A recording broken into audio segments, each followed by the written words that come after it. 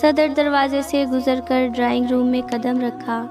وہ بنگلہ نہایت شاندار تھا۔ جہاں تک میری نظر گئی اس کی ڈیکوریشن کی نفاست پر حیران ہوتی گئی۔ یہ میرے ایک دوست کا گھر ہے، وہ میرے ساتھ شارجہ میں ہوتا ہے۔ کچھ دیر یہاں آرام کریں گے اور لنچ، پھر آپ کو ٹریننگ سینٹر ڈراپ کر دوں گا، وہ سادگی سے بولا۔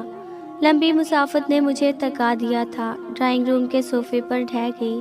اس نے مشروب منگوایا، پھر کھانا۔ پیٹ پوجا کر کے میں نے اس کی جانب دیکھا۔ شایان بھائی پلیز مجھے انٹری کارڈ کے لیے۔ ابھی میں اتنا ہی کہہ پائی تھی کہ اس کے سیل فون کی رنگ بجنے لگی۔ اس نے کال ریسیو کی۔ جی ممی کیسی ہیں آپ؟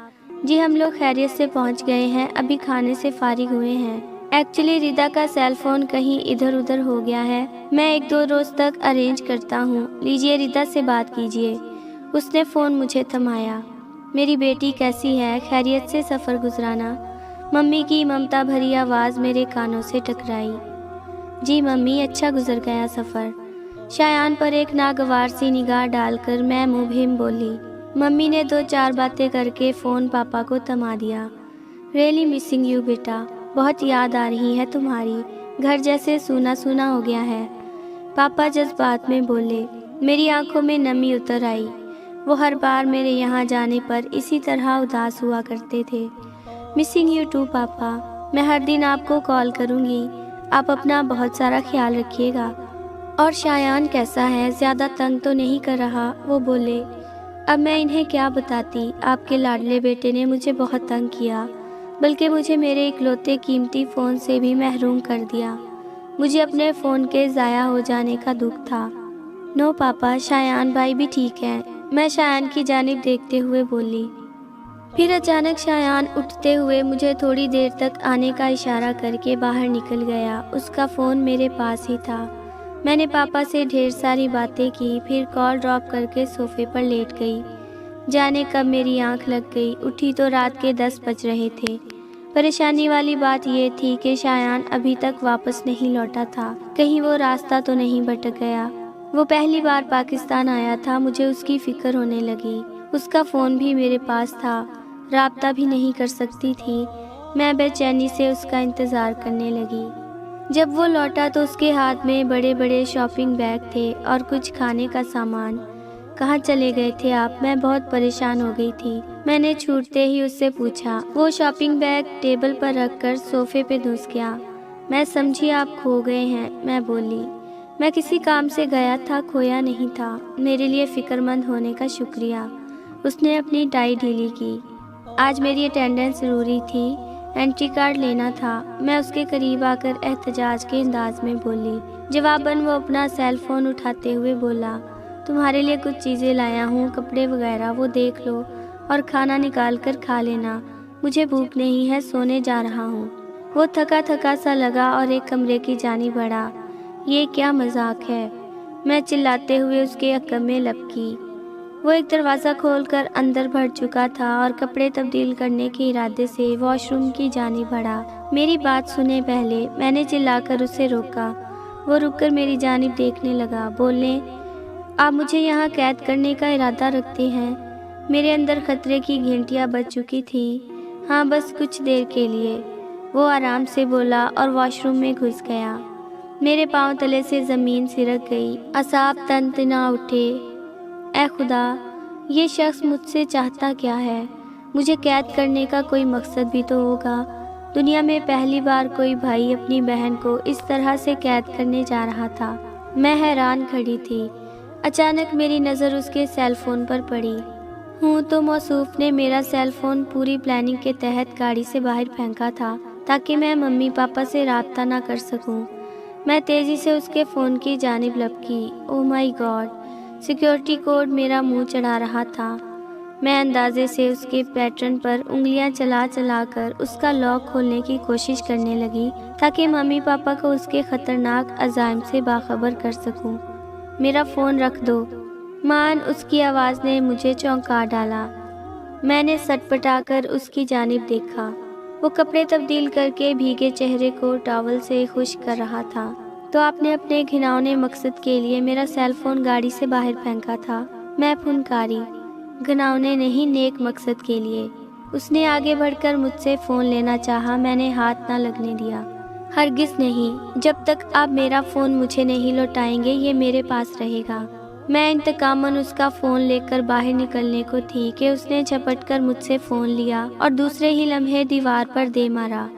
फ़ोन चंद टुकड़ों में तकसीम होकर नीचे बिखर गया। अब खुश, उसकी ये हरकत मुझे पिछली हरकत से भी ज़्यादा तशवीशनाक लगी।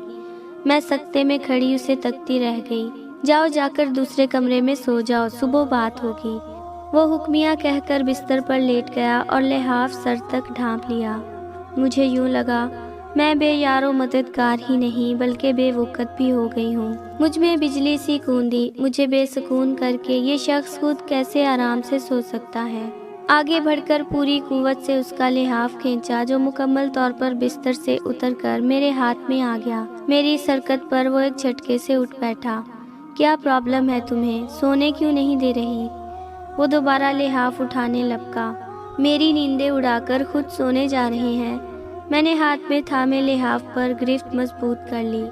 तुम भी सो जाओ, किसने रोका है? वो आपसे तुम पर आ गया। मुझसे लिहाफ चपटकर दोबारा बिस्तर पर दराज हो गया। गम और गुस्से से मेरे हवास खता थे।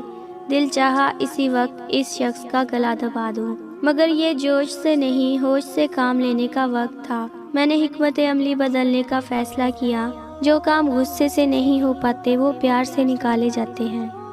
मैं उसके करीब आई, उसके चेहरे से लिहाफ हटाया, दिल गिरफ्ता बोली, देखिए मैं बहुत कमज़ोर असाब की मालिक हूँ। मुझसे ऐसा कुछ मत कीजिएगा जिसकी मैं मुतहम्मल नहीं हो सकती। मैं बहुत भरोसा करके आपके साथ आई थी।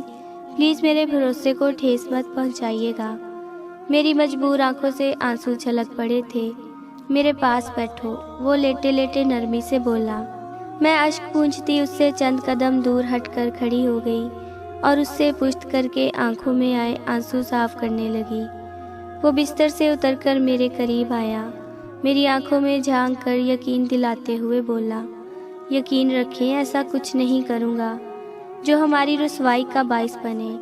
मैं इस माशरे में नहीं पला बढ़ा, मगर मुझे यहाँ की इखलाकी इक़दार का मुकम्मल पास है। अगर तुम आसानी से मुझे कबूल कर लेती तो मुझे ये कदम ना उठाना पड़ता। व्हाट? मैं फटी फटी नज़रों से उसे देखने लगी। उसकी सुई अभी तक वहीं अटकी हुई थी। जाने क्या कमी थी उस शख्स को लड़कियों की जो वो मुझ पर यूं मरा जा रहा था। मैं आपको 1000 मर्तबा कह चुकी हूँ, मैं आपको इस रिश्ते में कबूल नहीं कर सकती जो आप चाहते हैं। मैं आपको अपना भाई समझती हूँ और कुछ नहीं। मैंने चिल्लाकर उसे समझाने की कोशिश की। मैं तुम्हारा भाई नहीं हूँ, ना तुम्हारी मम्मी से ना पापा से। मेरा कोई खूनी रिश्ता नहीं है।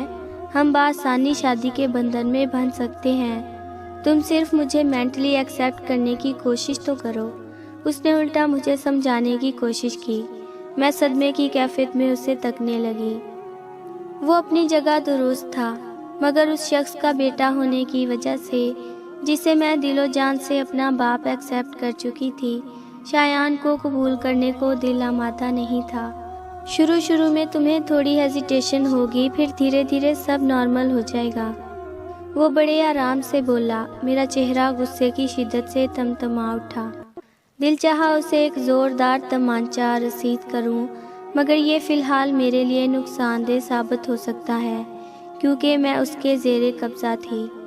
मैंने जज्बाती दाव खेलने का फ़ैसला किया और उसे शानों से थाम कर उसके सीने से लगकर जज्बाती अंदाज में बोली, बाखुदा आप पापा के बेटे ना होते तो मैं खुशी से आपको कबूल कर लेती, मगर मेरी नज़रें आपको भाई के रूप में कबूल करती हैं। मैं दिलो जान से आपको अपना भाई समझती हूँ। इसके सिवा मेरे दिल में आपके लिए कोई जज्बात नहीं। प्लीज़ आप मेरी फीलिंग को समझने की कोशिश करें। और मेरे अल्फाज, मेरा अंदाज़, मेरा लहजा उसे पिघलाने के लिए काफ़ी होना चाहिए था, मगर वो ढटाई से बोला, हमारे बहन भाई के रिश्ते की मियाद सुबह तक ख़त्म हो जाएगी, फिर हम निकाह करेंगे और एक खूबसूरत इज़्दवाजी ज़िंदगी की जानिब गामज़न हो जाएंगे। उसके अल्फाज मुझे बम की तरह लगे थे। मैं एक झटके से उससे अलग हुई और अपना ज़ब्त तोड़कर एक ज़ोरदार तमांचा उसे खींच मारा। میرے تمانچے کا اس پر صرف اتنا اثر ہوا، اس نے دراز سے چابیوں کا گچھا نکالا اور مجھے بازو سے پکڑ کر برابر والے کمرے میں بند کر دیا۔ سکون سے سو جاؤ، صبح ملاقات ہوگی۔